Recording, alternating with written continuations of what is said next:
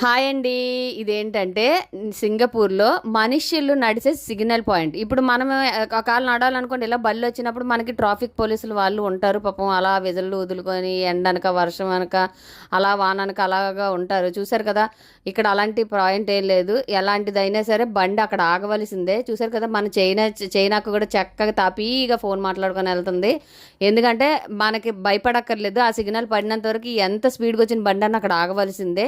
ఎందుకంటే నాకు తెలీదు. మా బడ్డుగాడు చెప్పాడు ఇక్కడికి వచ్చినాడు. మా మేడం వాళ్ళ బాబు కూడా చూసంటే ఇది నొక్కితే అక్కడ ఆల్రెడీ రెడ్ ఉంటుంది. రెడ్ ఉన్నప్పుడు మనం క్రాస్ చేయకూడదు. అది గ్రీన్ సిగ్నల్ వచ్చినప్పుడే మనం క్రాస్ చేయాలన్నమాట. అది ఆ లైన్ కనబడుతుంది కదా అటువైపు. ఎందుకంటే ఇలాంటిది మనకి కూడా ఉంటే కొంచెం బెనిఫిట్. ఎందుకంటే మా పిల్లలు కూడా రోడ్డు క్రాస్ చేసే స్కూల్లే.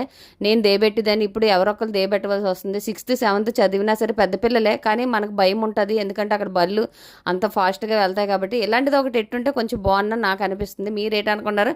కామెంట్